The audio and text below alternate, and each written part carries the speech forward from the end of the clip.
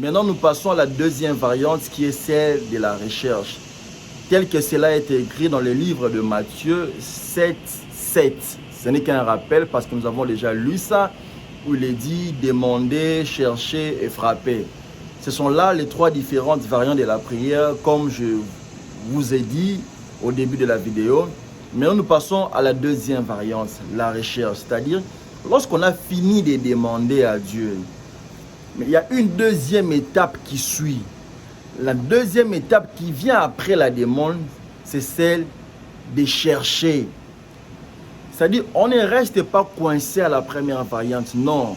C'est une grande erreur lorsque nous restons dans la première attente, ne faisant que demander aujourd'hui, demander demain, demander après-demain, demander après-demain. Non. Lorsqu'on a demandé quelque chose à Dieu, tout en respectant le principe de la demande, c'est-à-dire, comme Jésus l'a dit, demander en mon nom. C'est ça le principe d'une bonne demande. Demander en son nom ou demander au nom du Seigneur Jésus-Christ. Nous avons expliqué cela dans la première variante où nous avons parlé de la demande. Lorsqu'on a respecté ces principes, lorsqu'on n'a pas commis cette erreur que nous avons l'habitude de commettre régulièrement, qui est de toujours demander quelque chose à Dieu, mais dans l'objectif de satisfaire nos propres intérêts, nos propres passions, au point que Dieu ne gagne absolument rien dans tout ce que nous demandons. Regarde simplement depuis que tu as cette voiture-là, qu'est-ce que Dieu a déjà gagné dans cette voiture-là? Cette voiture-là ne te permet qu'aller dans des boîtes de nuit, dans des bistrots, chez les copines, ainsi de suite. Regarde depuis que tu as gagné cette maison-là, qu'est-ce que tu as sur cette maison? Qu'est-ce que Dieu a déjà gagné dans ta maison? Ta maison n'est qu'un lieu de rendez-vous où des ivrognes viennent pour boire et la musique profane, jouer matin, midi, soir. Dieu ne gagne absolument rien. C'est pourquoi on a dit une demande comme ça, c'est une très mauvaise demande. Mais une bonne demande, c'est demander au nom du Seigneur Jésus-Christ. Maintenant, nous sommes à la recherche. Nous avons dit, chercher sur la deuxième variante ou sur la deuxième étape de la prière. Lorsque tu as demandé quelque chose à Dieu, maintenant, il faut maintenant attendre à ce que Dieu te révèle quelque chose. Parce que lorsqu'on parle à Dieu, lorsqu'on prie Dieu, Dieu répond. Ce n'est qu'à partir de cette réponse-là que tu pourras passer à la troisième variante. C'est-à-dire, tu ne peux pas aller à la troisième variante aussi longtemps que tu n'as pas fini avec la deuxième variante. Cela se suit successivement. La deuxième variante, la première variante te donne accès à la deuxième variante. Et la deuxième variante te donne accès à la troisième variante. Lorsqu'on a demandé, on reste patient, on attend à ce que Dieu révèle. Parce que quand on cherche quelque chose, c'est pour trouver. Nous cherchons pour trouver, comme il est écrit, cherchez et vous trouverez. Donc quand on cherche, c'est pour trouver, c'est pour voir. Bien aimé dans l'Éternel. Maintenant, qu'est-ce qu'on voit? Lisons le livre de Jérémie, chapitre 33. Jérémie, chapitre 33, le verset 2 au verset 3. Le verset 2. L'entête nous parle des promesses de rédemption. Le verset 2. Ainsi parle l'Éternel qui fait ces choses. L'Éternel qui le conçoit et les exécute. Lui dont le nom est l'Éternel. Verset 3. Invoque-moi et je te répondrai. Je t'annoncerai des grandes choses, des choses cachées que tu ne connais pas. Peuple de Dieu. Dans le livre de Jérémie, chapitre, invoque-moi, je te répondrai. Je te montrerai des choses cachées que tu ne connais pas. Ah, donc par là, nous comprenons que c'est dans la recherche que Dieu vient se révéler en nous. Que Dieu nous apporte ces révélations, des révélations. C'est dans la recherche que tu vas aller découvrir la mission proprement dite que Dieu a mise en toi. C'est que Dieu attend de toi. La raison pour laquelle Dieu a eu à t'envoyer sur cette terre. Parce que ne pense pas que Dieu t'a envoyé sur cette terre uniquement pour manger, pour boire, pour acheter des vêtements, acheter des voitures, acheter des maisons, voyager. Non, lorsque Dieu nous envoie sur cette terre, c'est pour accomplir une mission donnée. Et maintenant, aussi longtemps que nous demandons mal, voilà pourquoi nous ignorons les missions ou la mission que Dieu a placée en nous et que Dieu, au matin, midi, soir, il attend à ce que nous puissions faire. Maintenant, c'est dans cette phase de la recherche, Dieu vient maintenant nous apporter sa révélation. C'est dans la recherche que Dieu va te révéler qui tu es. C'est dans la recherche que Dieu va te révéler ta mission sur cette terre. C'est dans la recherche que Dieu va te révéler qui sont effectivement les amis que tu côtoies. C'est dans la recherche que Dieu va te révéler pourquoi est-ce que jusqu'à aujourd'hui tu n'as pas d'enfant. C'est dans la recherche que Dieu va te révéler pourquoi est-ce que jusqu'à aujourd'hui tu ne te maries pas. C'est dans la recherche que Dieu va te révéler pourquoi est-ce que jusqu'à aujourd'hui ton mari est un adultère. C'est dans la recherche que Dieu va te révéler pourquoi est-ce que jusqu'à aujourd'hui tu tentes de stopper ou de cesser de boire les boissons alcooliques, mais tu ne parviens pas. C'est dans la recherche que Dieu va te révéler pourquoi est-ce que jusqu'à aujourd'hui, malgré que tu as fait des grandes études, tu ne parviens pas à trouver un travail. En fait, l'étape de la recherche, autrement on peut dire, c'est l'étape de la révélation. Cela vient après la demande. C'est pourquoi il faut bien demander pour que maintenant Dieu t'apporte sa révélation. Lorsqu'on a failli à la demande, la révélation ne vient pas. Ou vous recevez des fausses révélations qui viennent de ces faux prophètes parce qu'ils existent, ils sont nombreux. Ils vont vous mentir matin, midi, soir. Vous allez faire des songes, vous allez rêver que vous allaitez pendant la nuit et vous allez vous réveiller le matin, ils vont vous dire que c'est une réponse de Dieu qui t'a déjà donné un enfant. Non, c'est faux. C'est pourquoi il faut très bien faire la demande pour que la révélation soit correcte par rapport à ta demande. Dans le livre de Jérémie 33, Dieu dit: invoque-moi, je te répondrai, je te ferai voir des grandes choses. La Bible parle des grandes choses, non des petites choses. Lorsque Dieu apporte sa révélation, il vient te révéler des grandes choses et non des petites choses. Dieu ne te révèle pas une maison, Dieu ne te révèle pas une voiture, Dieu ne te révèle pas des vêtements, Dieu ne te révèle pas un passeport. Parce que la Bible dit qu'en réalité, dans l'homme, c'est l'esprit. Dieu va te révéler des choses qui vont d'abord délivrer ton esprit. Parce que c'est lorsque l'esprit est délivré, tout devient facile. Parce que la Bible dit que tout ce qui existe n'est que l'ombre du spirituel. C'est tout ce que Dieu a créé tire son origine des choses spirituelles. C'est pourquoi lorsque Dieu vient révéler des grandes choses. Dieu va te révéler beaucoup de choses bien aimées dans l'éternel. Il se peut qu'aujourd'hui tu pleures, tu n'as pas d'enfant, tu penses que c'est toi le problème et pourtant ce n'est pas toi le problème, c'est ton partenaire qui est le problème. Parce que lui, à la base, il a sacrifié les enfants la nuit. Voilà pourquoi le jour elle n'a pas d'enfant. Tout ce qu'elle fait, elle fait semblant. Il se peut que tu n'as pas d'enfant, mais malheureusement le problème ce n'est pas toi, c'est ton mari. Parce que déjà à l'enfance, il a eu à faire des pactes par ignorance. C'est pourquoi lorsque tu demandes bien dans la révélation, Dieu maintenant va te révéler la cause exact du problème que tu as. Aujourd'hui, tu demandes à Dieu de permettre à ta famille de quitter l'Afrique, de rejoindre là où tu es, mais il ne vient toujours pas. Et tu te poses les questions pourquoi ça ne marche pas. C'est dans l'étape de la révélation, dans l'étape de la recherche, Dieu va te révéler. Car le problème que tu as, ce n'est pas toi. Il se peut que les problèmes que tu as, ce sont tes proches, même les membres de ta famille, même qui te causent cela. Voilà pourquoi lorsque Dieu veut bénir son enfant, prenez l'exemple d'Abraham. Dieu a demandé d'abord à Abraham de se séparer de sa famille. Lorsqu'on est un enfant de Dieu averti, lorsqu'on est un serviteur de Dieu averti et qu'on attend les grandes bénédictions auprès de Dieu, la première des choses, on se détache de sa famille biologique. Non pas les renier, non. Vous allez faire votre vie ailleurs. Parce qu'aussi longtemps que vous restez vivre aux côtés de ta maman, continue à être enfant. Dieu te voit enfant, tu n'es pas prêt à faire venir ta famille. Moi, je veux que tu mettes Dieu à l'épreuve. Sors un peu de la maison familiale. Va te trouver un endroit. Trouve-toi une maison. Va payer un loyer. Tu verras que les démarches de ta famille seront faciles. Peuple de Dieu, bien-aimé dans l'éternel, ce ne sont que des vérités que je suis en train de vous dire. C'est pourquoi dans cette phase elle est très importante, ça demande beaucoup d'attention. Il ne faut pas être distrait dans cette phase. Car la Bible dit, Dieu dit, invoque-moi, je te répondrai, je te ferai voir de grandes choses que tu ne connais pas.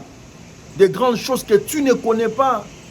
Parce que derrière la Bible dit, en réalité, dans l'homme, c'est l'esprit. C'est que tous les amis que tu as, est-ce que tu connais les amis que tu as? Est-ce que tu connais ton papa? Est-ce que tu connais ta maman? Est-ce que tu connais ton frère? Est-ce que tu connais le collègue de service que tu as, sur qui tu as placé ta confiance? Est-ce que tu connais ton voisin? Parce que connaître quelqu'un par rapport à Dieu revient à dire, c'est connaître la personne par rapport à son esprit. Or, tout ce que tu vois à l'extérieur, ce n'est qu'une masse qui n'a rien à voir avec ce que l'homme est à l'intérieur. C'est pourquoi dans cette phase, il faut être attentif. Voilà pourquoi cette femme, cette phase, c'est une phase déterminante qui a une importance très grande. C'est pourquoi, bien aimé dans l'éternel peuple de Dieu, la Bible dit, invoque-moi, je te répondrai, je te ferai voir des grandes choses. As-tu déjà vu des grandes choses? Toi, tu penses que ta vie ne se résume qu'au vêtir, au manger, au boire, aux sorties, au voyage. Tu penses vraiment que c'est ça? C'est la raison primordiale que Dieu t'a envoyé sur cette terre. Et quand on te demande d'aller à l'église, tu insultes les hommes de Dieu. Moi, je pense qu'il faut réfléchir 2 fois. Toujours dans la même longueur d'idée. Allons lire un peu les livres de 1 Corinthiens, chapitre 2, le verset 9, pour appuyer ce que j'ai dit. 1 Corinthiens, chapitre 2, le verset 9 au verset 10, il est écrit. Mais comme il est écrit, ce sont des choses que l'œil n'a point vues, que l'oreille n'a point entendues, et qui ne sont point montées au cœur de l'homme, des choses que Dieu a préparées pour ceux qui l'aiment. Dieu nous les a révélées par l'Esprit, car l'Esprit sonde tout, même les profondeurs de Dieu.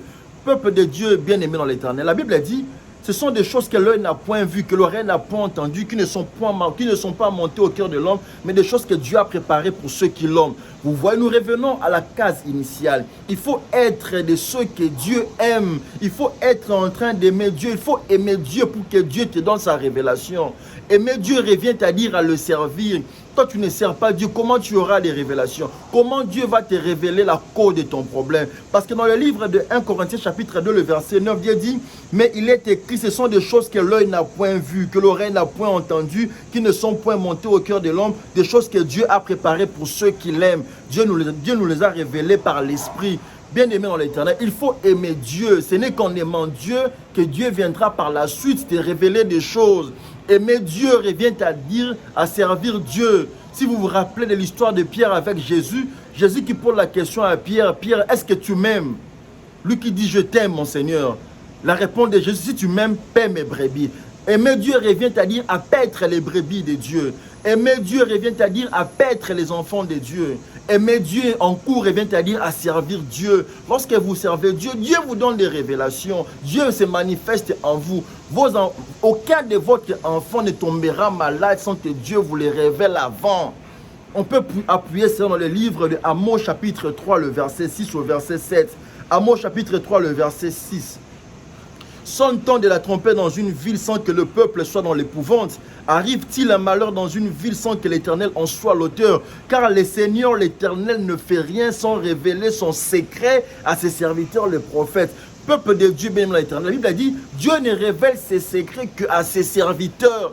Il faut commencer par être serviteur de Dieu si vous voulez avoir les révélations de Dieu. Voilà, aujourd'hui, vous allez vous confier à des individus dont vous ne connaissez les origines. Vous appelez tout le monde prophète parce que vous refusez de servir Dieu. Or, c'est simple. Ces prophètes-là, ces faux prophètes-là n'existeront plus si vous commencez à servir Dieu parce qu'à la base, Dieu passera par vous directement, vous donnera les révélations.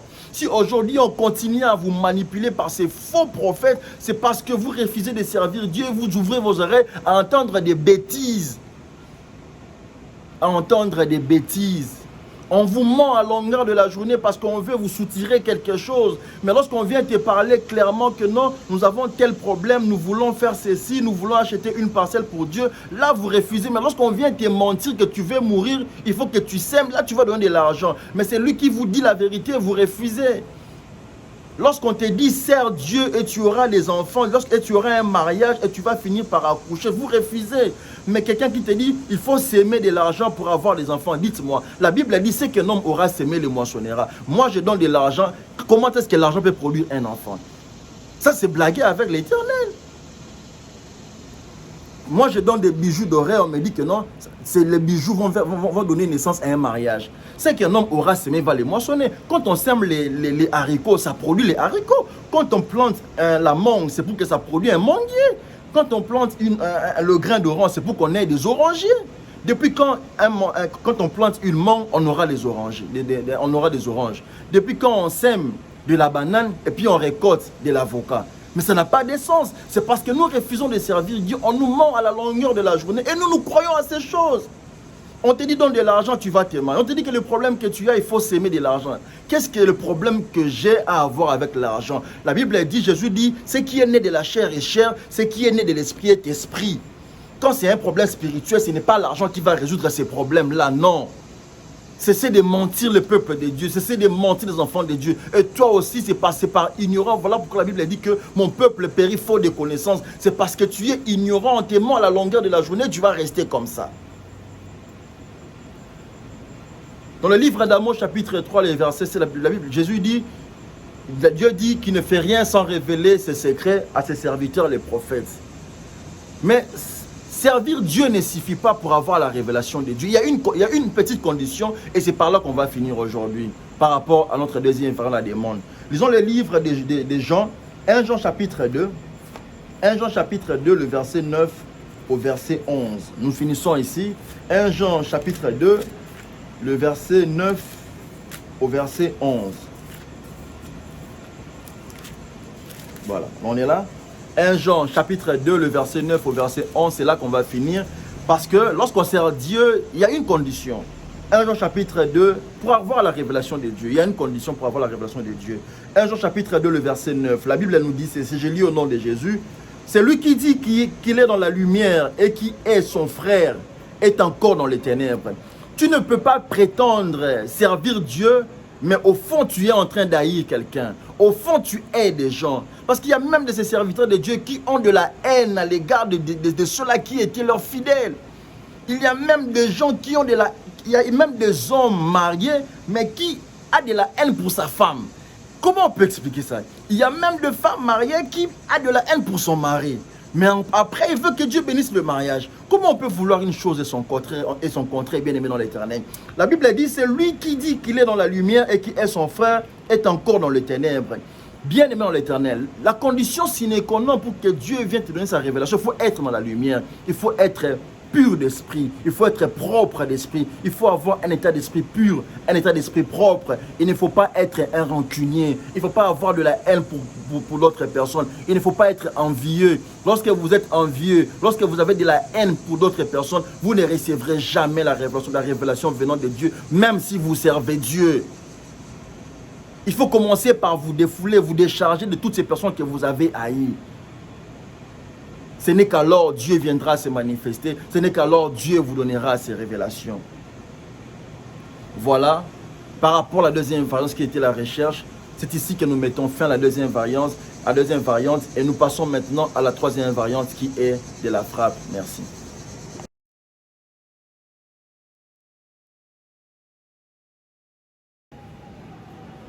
Mesdames et messieurs, bien-aimés dans l'Éternel, voilà, nous passons maintenant à la troisième variante qui est celle de la frappe ou qui est celui de frapper. Parce que nous venons déjà de finir avec les deux premières variantes, dont celle de la demande, celle de la recherche. Et maintenant, nous commençons avec la troisième variante qui est la dernière, celle de la frappe. Si vous nous avez attentivement suivis depuis le début jusqu'à la fin, parce que nous avons eu à exploiter chacune des variantes et nous sommes entrés en profondeur pour expliquer à tout le monde comment utiliser chaque variante. Nous avons montré qu'avant d'arriver à la deuxième variante qui est celle de la recherche, nous devons passer par la première variante qui est celle de la demande. Parce que c'est la demande qui va influencer la deuxième variante, c'est-à-dire lorsque vous avez bien demandé à Dieu, selon qu'il est écrit dans les livres de Jean chapitre 13, le verset 14, où Jésus dit, Jean chapitre 14, le verset 13 au verset 14, où Jésus dit que si vous demandez quelque chose en mon nom, il le fera. Lorsque vous avez très bien demandé au nom de Jésus, la deuxième variante, c'est ça la variante la plus stratégique. Parce que c'est là que va intervenir les révélations, la révélation de Dieu. Comme nous avons dit que la recherche consiste à recevoir une révélation de la part de Dieu. Or, c'est cette révélation-là qui va déterminer la réussite de votre prière. Lorsque Dieu vous montre déjà quelque chose, selon que vous avez demandé la chose, il n'est plus important, il est plus nécessaire de continuer à demander la même chose. Non. Lorsque Dieu, après votre demande, vous donne une révélation sur ce que vous devez faire pour obtenir ce que vous avez eu à demander, la troisième variante va consister à passer en action, passer à l'action, c'est-à-dire aller mettre en pratique, aller appliquer ce que Dieu a eu à vous montrer à la deuxième variante qui était celle de la recherche que nous avons en cours appelée la variante de la révélation. Bien-aimés dans l'éternel peuple de Dieu, c'est là que nous commettons beaucoup d'erreurs.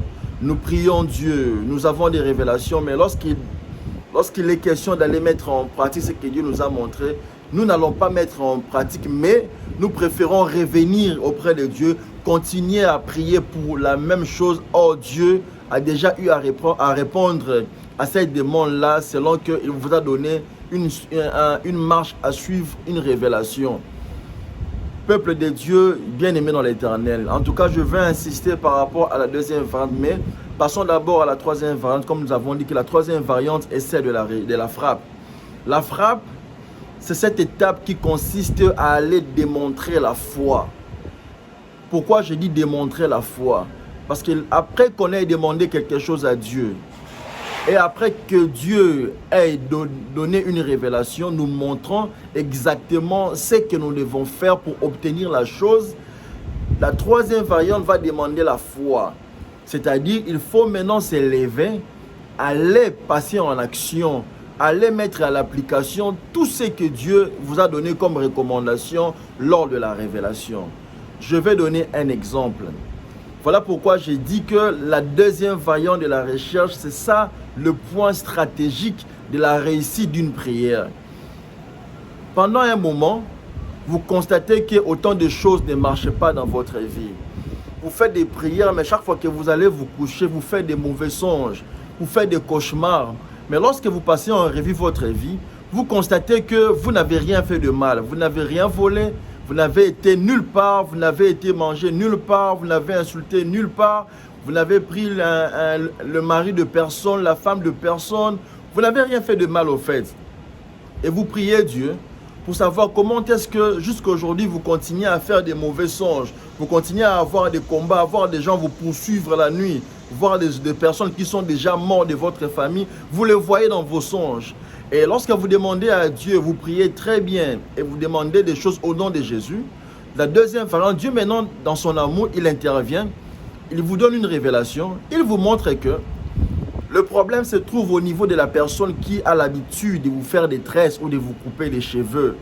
C'est-à-dire cette personne-là, chaque fois qu'elle vous fait des tresses, elle garde une partie de vos cheveux en attendant à ce que vous ayez un problème pour qu'elle utilise ces cheveux-là comme un argument à invoquer une personne de votre famille qui était déjà morte. C'est comme ça que vous constatez que lorsque vous dormez, vous ne rêvez que des personnes mortes de votre famille. Et vous vous demandez, mais comment je peux voir un membre de ma famille déjà mort qui connaît une personne que moi j'ai rencontrée ici dans le pays où je vis? Et c'est pourquoi nous disons que le table de la recherche ou la variante de la recherche, c'est ça la variante clé. Parce que lorsque Dieu maintenant vous montre que le problème c'est au niveau de ta coiffeuse, de ton coiffeur, là maintenant c'est clair. C'est-à-dire, il faut passer à l'action. À partir de ce moment-là, vous ne devez plus commettre l'erreur à aller donner votre tête à la même personne.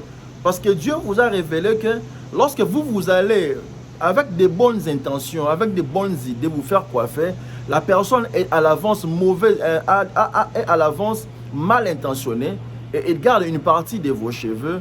Voilà pourquoi il vous nuit chaque nuit lorsque vous allez dormir. Ces choses sont vraies, ces choses sont réelles. Je donne encore un autre exemple. Vous êtes quelque part dans un pays X. Vous priez Dieu pendant un moment donné. Vous demandez à Dieu de quitter le pays où vous êtes. Vous lui demandez de vous faciliter la tâche, de rendre facile les démarches que vous voulez faire. Parce que vous voulez partir dans un autre pays. Et après une demande bien formulée, Dieu vient dans sa révélation vous montrer, debout avec vos dossiers de voyage, et un consul vous donne les cachets, vous donne le visa et vous dit ok, vous pouvez voyager. Qu'est-ce que ça veut dire, bien aimé dans l'Éternel? Lorsque vous avez un message de la sorte, là ça veut dire qu'il faut cesser de demander parce que Dieu vous a déjà répondu. Là maintenant il faut passer à l'action. C'est ça la troisième variante qu'on appelle la frappe. Passer à l'action, mettre en application ce que Dieu vous a montré. Allez dans une ambassade quelconque, déposez vos dossiers et vous allez voir que vous allez obtenir le visa et facilement vous allez voyager. Mais malheureusement, nous autres, nous commettons l'erreur. Alors que Dieu a déjà eu à donner sa révélation, nous voulons nous rentrer encore auprès de Dieu, prier pour les mêmes choses, dans l'espoir ou dans l'idée que Dieu va opérer un miracle à l'endroit où tu es en train de faire la prière. Non. Ce n'est pas comme ça que Dieu marche. Voilà pourquoi l'Écriture dit que mon peuple périt faute de connaissances. Parce que Dieu répond toujours à la demande, une demande bien faite telle que nous avons eu à l'expliquer dans la première variante. Maintenant, le problème restera à ton niveau, à toi. Lorsque tu as prié Dieu, qu'est-ce que Dieu t'a montré? Qu'est-ce que tu as déjà vu dans ton songe comme message qui tient avec la demande à laquelle tu as eu à adresser à Dieu? Passe en revue les différents messages que tu as eu de la part de Dieu. Est-ce que tu as mis cela en application? Sinon, c'est que de toi-même, c'est ta faute à toi. Tu as raté les réponses de Dieu, les bénédictions de Dieu par rapport aux différentes demandes que tu avais faites. Comme conséquence, allons lire le livre des Proverbes, chapitre 6. Proverbes, chapitre 6, le verset 9 au verset 11. La Bible nous dit ceci. Proverbes, chapitre 6, le verset 9. Paresseux, jusqu'à quand seras-tu couché? Quand te lèveras-tu de ton sommeil? Un peu de sommeil, un peu d'assoupissement, un peu croiser le main pour dormir, et la pauvreté te surprendra comme un voleur, et la disette comme un homme en armes. Peuple de Dieu, la Bible nous dit, paresseux que tu es. Paresseux, c'est lui qui a prié Dieu, et Dieu s'est révélé à cette personne-là, donnant une ligne de conduite, une marche à suivre pour obtenir la chose que vous avez demandé à Dieu. Mais malheureusement, au lieu d'aller mettre en application ce que Dieu lui a montré, la personne préfère rentrer encore, continuer à formuler le même demande, demander pour le même chose. C'est celui-là que la Bible appelle paresseux. Le fait de faire ces choses, tu es un paresseux. Et continue de faire ça. La Bible nous dit que en continuant de faire ça, c'est la pauvreté qui te surprendra. Bien-aimé dans l'Éternel, peuple de Dieu, Dieu existe et Dieu répond. Et Dieu répond à la prière de ses enfants. Mais le problème se trouve à quel niveau? Le problème se trouve à notre niveau, à nous. Nous ne sommes pas attentifs aux différents messages que Dieu nous donne. Nous voulons obtenir des choses de la part de Dieu, mais nous refusons de servir Dieu. Nous refusons d'être dans l'exercice ou dans l'œuvre de Dieu. Et nous refusons d'être attentifs dans tout le message que Dieu nous donne. Et plus loin, nous refusons d'aller mettre en application ou en pratique ce que Dieu nous a montré. C'est là que la Bible dit que mon peuple périt parce qu'il lui manque la connaissance. Or, ici dans le livre des Proverbes, chapitre 6, le verset 9 au verset 11, la Bible appelle de telles personnes des paresseux. Et le fait de continuer à faire ces choses-là, le fait de vouloir continuer à dormir, c'est la pauvreté qui surprend ces genres de personnes-là. Lisons encore le livre de Hébreux chapitre 11, le verset 7. Cela me permettrait de donner un exemple. Hébreux chapitre 11, le verset 7. Hébreux chapitre 11, le verset 7, je lis au nom de Jésus. Le verset 7. C'est par la foi que Noé, divinement averti de choses qu'on ne voyait pas encore, et saisi d'une crainte respectueuse, construisit une arche pour sauver sa famille. C'est par elle qu'il condamna le monde et devint héritier de la justice qui s'obtient par la foi. Peuple de Dieu, dans le livre de Hébreux, chapitre 11, le verset 7, la Bible nous rappelle l'histoire de Noé.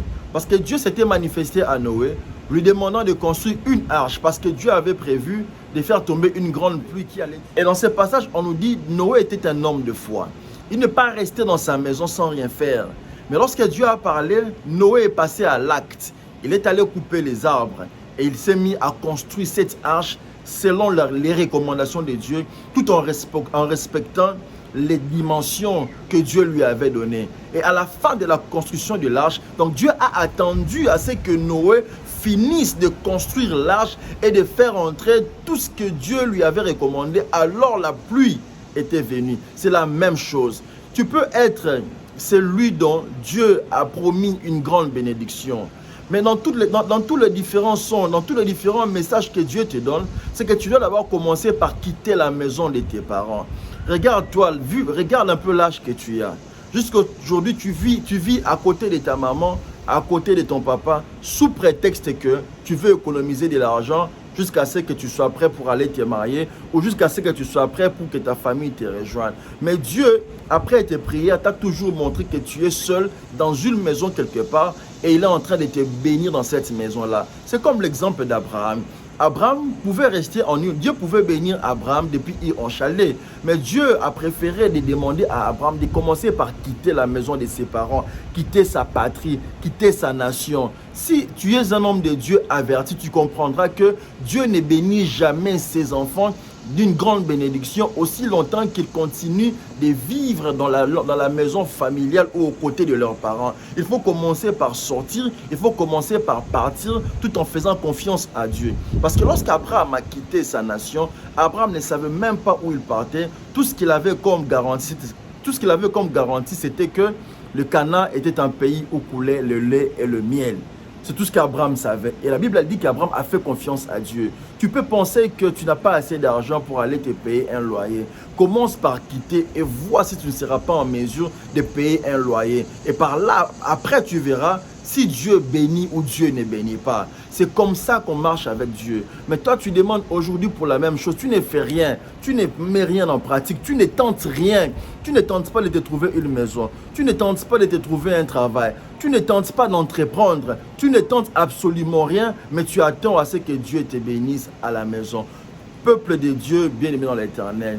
Ici, dans cette étape de la frappe, cela consiste à avoir la foi. Or, la Bible dit que la foi est une ferme assurance de choses qu'on espère. C'est-à-dire, tu n'as pas encore la chose, mais tu espères avec foi que tu vas la voir. Et la Bible nous dit que la foi vient de ce que l'on entend, et ce que l'on entend est pour la parole de Christ. C'est qu'à partir du moment bien aimé dans l'Éternel, Dieu t'a déjà donné une confirmation dans sa révélation. Vous n'avez plus à avoir peur. Vous n'avez qu'à vous lever, à aller mettre en pratique tout ce que Dieu vous a donné dans la révélation qu'il a eu à vous donner.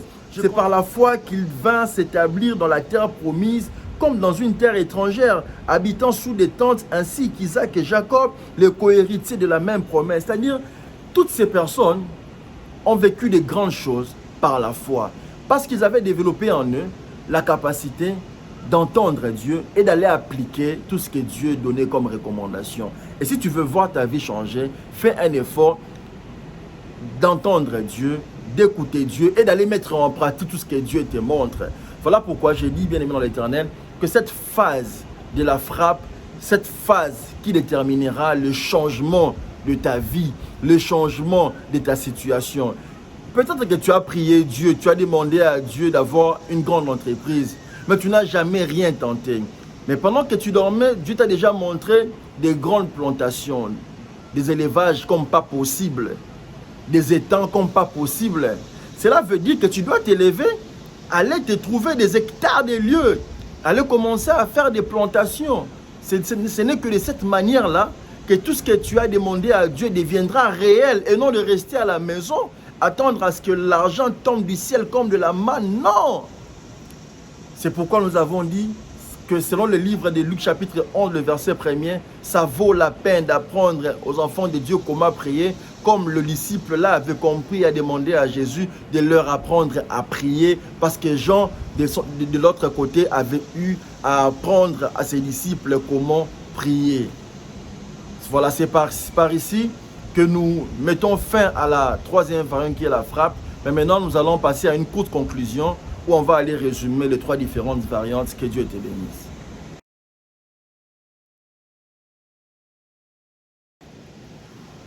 Voilà, shalom, shalom, bien-aimés dans l'Éternel. Nous avons fini avec nos trois différentes variantes. Maintenant, nous faisons un court résumé pour celui qui n'a pas très bien compris les développements de chacune des variantes. Nous avons dit que la prière a des variantes, comme cela est écrit dans le livre de Matthieu chapitre 7, à partir du 7e verset au 8e verset, là où il est dit « Demandez, il vous sera donné, cherchez, vous trouverez, et frappez, on ouvrira pour vous ». Vous voyez dans ces passages-là, il y a trois verbes qui se suivent. Et de la manière dont ces verbes se suivent, c'est comme ça qu'une prière doit être suivie. Ce sont les différentes étapes de la prière, ou sont les différentes variantes de la prière. On commence par demander, après on passe à la recherche, puis on passe à la frappe. Dans la première variante qui était celle de la demande, nous avons dit que ça valait la peine d'apprendre aux enfants de Dieu comment est-ce qu'il faut demander, parce que selon le livre de Jacques, le chapitre 4, le verset 3, nous avons été voir que nombreux prient, nombreux demandent des choses à Dieu, mais Dieu, ils n'ont pas de réponse par rapport à ce qu'ils demandent, non pas parce que Dieu refuse de répondre, mais c'est parce qu'ils demandent mal dans l'objectif de satisfaire leur propre passion, un désir personnel. Voilà pourquoi Dieu ne répond pas à ces genres de prières-là. Et nous avons été montrés dans le livre de Jean, chapitre 14, à partir du 13e verset au 14e verset, comment est-ce qu'il fallait demander. Nous avons dit, une bonne demande, c'est celle qui est formulée au nom du Seigneur Jésus-Christ. Selon que Jésus a dit, tout ce que vous demanderez en mon nom, je le ferai. Mais il a ajouté un détail très important, très capital. Il dit, afin que le Père soit glorifié dans les Fils. Cela veut dire quoi? Cela veut dire que lorsque Dieu répond, lorsque Dieu répond à une demande, il veut d'abord être convaincu que ce qu'il vous donne sera pour la gloire de Dieu. Ce qu'il vous donne, Dieu trouvera gloire dans ça. Exemple, lorsque Dieu vous donne une voiture, ce n'est pas seulement pour vous plaire, ou ce n'est pas seulement parce que vous avez des besoins ou des programmes. Non, c'est pour que Dieu vienne trouver gloire dans cette voiture. Et pour que cela soit possible, nous avons donné une recommandation d'aller servir Dieu. Vous devez avoir quelque chose que vous faites pour Dieu. Si tu n'as rien, si tu n'as jamais rien fait pour Dieu, je te conseillerais de te trouver quelque chose que tu pourras faire pour Dieu. Et à partir du moment où tu es en exercice, où tu es en train d'œuvrer ou de travailler pour Dieu, Dieu verra en toi son intérêt et dans tout ce que tu lui demanderas, il répondra non pas parce que tu as demandé, mais parce qu'il t'a trouvé à l'avance en train de lui servir. C'est comme ça que nous, enfants de Dieu, on arrive à obtenir tout ce que nous demandons auprès de Dieu. Et après, nous avons dit qu'il faut demander, après la demande, il faut passer à la deuxième variante qui est celle de la recherche.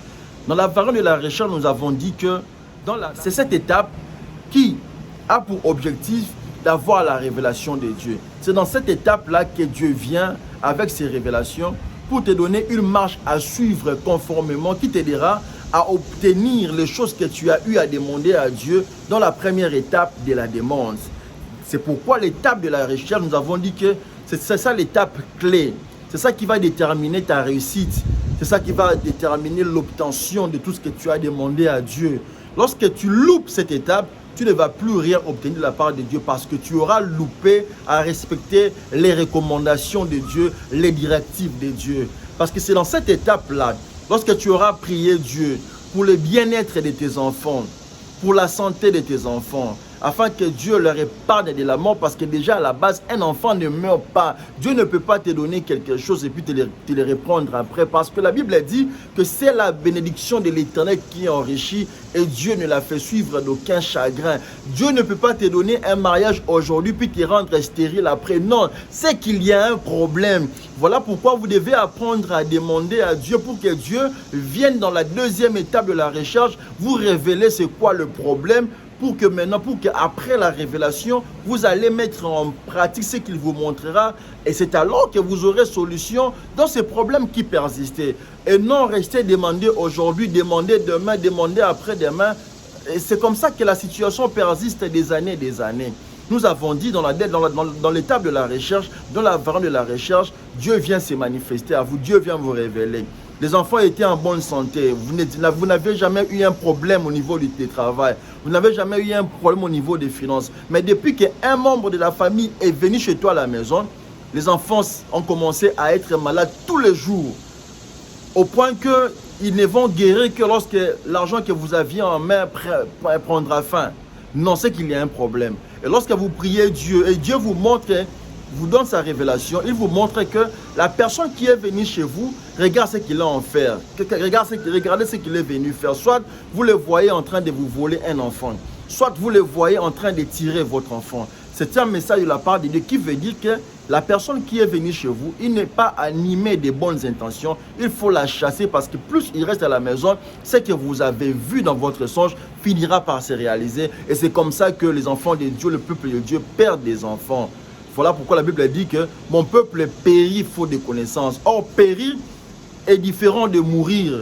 Mourir est une fatalité. Nous sommes tous appelés à mourir un jour. Selon que mourir veut dire mourir tout en respectant la durée que Dieu a fixée pour vous dans vos jours de pèlerinage ici sous cette terre. Mais périr revient à dire à mourir avant l'échéance que Dieu a eu à fixer pour vous. C'est-à-dire quelqu'un a profité de votre vulnérabilité et a pu vous ôter la vie. Quelqu'un a profité de votre vulnérabilité en tant que parent parce que vous vous laissez emporter par des bêtises, par des sentiments, par des choses éphémères, par les choses du monde. Or, dans le livre de Jacques, chapitre 4, le verset 3, le verset 1er au verset 4, la Bible dit « Maudit soit celui qui aime le monde. » Selon qu'il est dit, n'aimez pas le monde, ni les choses qui sont dans le monde, car Dieu ne prend pas plaisir à tout celui qui aime le monde. C'est comme ça que parce que vous êtes distrait, on vient vous voler des enfants. Vos enfants sont malades aujourd'hui, demain, après-demain, vous ne voyez absolument rien parce que votre esprit n'est pas disposé. Et comme consigne, comme recommandation, nous vous avons demandé de travailler pour Dieu, de chercher quelque chose à faire pour Dieu. Comme nous avons vu dans le livre de Osée, chapitre 3, Amos, chapitre 3, le verset 7, où Dieu dit qu'il révèle ses secrets à ses serviteurs, les prophètes. C'est-à-dire Dieu ne révèle que ces choses à ceux-là qui les servent. Il faut être en train de servir Dieu. C'est alors que Dieu vous apportera ces révélations. Dieu vous montrera pourquoi est-ce que vous avez un problème d'accoucher. Dieu vous montrera pourquoi est-ce que vous avez un problème de travailler. Dieu vous montrera pourquoi est-ce que jusqu'à aujourd'hui vous ne vous mariez pas. Dieu vous montrera pourquoi est-ce que jusqu'à aujourd'hui vous ne faites que perdre de l'argent. Dieu vous montrera pourquoi est-ce que jusqu'à aujourd'hui vous n'êtes que malade. Dieu vous montrera tout ce qui vous dérange dans votre vie. Dieu vous montrera et vous révélera les personnes qui vivent autour de vous. Tes parents, tes amis, tes connaissances, les collègues de travail, parce que n'oubliez pas, la Bible dit qu'en réalité dans l'homme c'est l'esprit. C'est-à-dire, lorsque Dieu apporte sa révélation, c'est pour vous montrer le côté caché de ce que vous n'avez jamais connu. Comme il est écrit dans le livre de Jérémie, chapitre 33, le verset 2 au verset 3, « Invoque-moi, je te répondrai, je te ferai voir des grandes choses que tu ne connaissais pas. » Or, Dieu ne révèle que ces choses-là à ceux-là qui les servent. Trouve-toi quelque chose à faire pour Dieu. Si tu n'as pas le temps, comme tu prétends le dire chaque fois, que ton argent serve pour la gloire de Dieu. Soutiens l'œuvre de Dieu. Donne ton argent pour la gloire de Dieu. Alors Dieu protégera ton argent. Parce que n'oubliez pas, il y a un temps pour chaque chose. Aujourd'hui, vous allez bien. Demain, peut y avoir un vent qui va te secouer. Comme le vent avait secoué Job. Et Job était sorti victorieux parce qu'il avait autant de choses à rappeler à Dieu. Est-ce que toi, tu as quelque chose à rappeler à Dieu? Parce que déjà, observe depuis les mois de janvier jusqu'à aujourd'hui. Passe en revue ce que tu as fait. Qu'est-ce que tu as fait pour Dieu? Tu n'as eu de temps que pour ton travail. Tu n'as eu de temps que pour ta femme. Tu n'as eu du temps que pour tes enfants. Tu n'as jamais eu le temps pour Dieu. Mais en revanche, tu veux que Dieu te bénisse. Tu veux que Dieu te donne des enfants. Tu n'as pas d'enfants. Ce n'est pas un problème. Tu n'es pas stérile. Le problème, c'est que tu dois servir Dieu. Trouve-toi quelque chose à faire pour Dieu. Alors, demande à Dieu de te donner des enfants. Tu verras Dieu te donner des enfants. Par rapport à ces sujets d'enfants, laisse-moi te donner l'exemple de Anne. Lisons le livre de 1 Samuel, chapitre 1, le verset 11, verset 10 au verset 11. Le verset 10 dit ceci. 1 Samuel, chapitre 11, chapitre 1 Samuel, le premier chapitre, à partir du 10e au 11e verset, j'ai lu au nom de Jésus. Voilà, 1 Samuel chapitre 1, le verset 9 au verset 10. Le verset 10 au verset 11, je m'excuse. Verset 10, et l'amertume dans l'âme, elle pria à l'Éternel et versa ses pleurs. Verset 11, elle fit un vœu en disant, Éternel des armées, si tu daignes regarder l'affliction de ta servante, je m'excuse, si tu te souviens de moi et n'oublie point ta servante, et si tu donnes à ta servante un enfant mâle, je le consacrerai à l'Éternel pour tous les jours de sa vie, et le rasoir ne passera point sur sa tête. Je répète le verset 11 du livre 1 Samuel, chapitre 1er, le verset 11. Je répète, elle fit un vœu, c'est l'histoire, en disant, Éternel des armées, si tu daignes regarder l'affliction de ta servante, si tu te souviens de moi, et n'oublie point ta servante, et si tu donnes à ta servante un enfant mâle, je le consacrerai à l'Éternel pour tous les jours de sa vie, et le rasoir ne passera point sur sa tête. Vous voyez ici que Anne, en demandant à Dieu un enfant, elle a montré à Dieu l'intérêt que Dieu gagnerait dans cet enfant-là. C'est ça l'alliance qu'Anne avait fait à Dieu. Elle dit, si tu me donnes un enfant, mon Dieu, cet enfant te servira. Cet enfant, je veux lui consacrer à toi. Tous les jours de sa vie, il va te servir. Et laisse-moi te dire, ce n'est qu'à cause de cette alliance-là, à cause de cette parole-là, parce qu'elle a montré à Dieu l'intérêt que Dieu aura à gagner dans cet enfant. C'est pourquoi Dieu lui a donné un enfant du nom de Samuel. Et vous voyez que Samuel a fait des grandes choses qu'aucun enfant de Pénina n'avait eu à faire. Et toi, comment est-ce que tu demandes à Dieu un enfant? Comment on demande, quelle attitude as-tu lorsque tu demandes à Dieu quelque chose? C'est pourquoi, vas-y, fais quelque chose pour la gloire de Dieu. Travaille pour Dieu, chante pour la gloire de Dieu et ne le fais pas par contrainte. Fais ça avec amour. Quand tu donnes ton argent, ne le fais pas par contrainte. Ne le fais pas parce que tu veux que les gens voient que tu donnes. Non, fais ça avec amour. Alors, après, reste calme et tu verras ce que Dieu va faire pour toi. Nous voici à la fin de notre thème. Que Dieu te bénisse. J'espère qu'à partir de maintenant, tu sais comment très bien prier. Que Dieu te bénisse énormément. N'oublie pas que nous sommes en train de collecter des fonds pour acheter la parcelle où nous allons construire une grande église ou un grand temple pour Dieu. Voilà, je te demande, si tu as quelque chose, n'hésite pas à me contacter. Appelez-moi, regardez le numéro affiché dans ma page YouTube. Regardez la vidéo que j'avais postée précédemment. Vous trouverez les différentes références. Envoyez-nous votre contribution et Dieu va vous bénir. Amen et bye bye.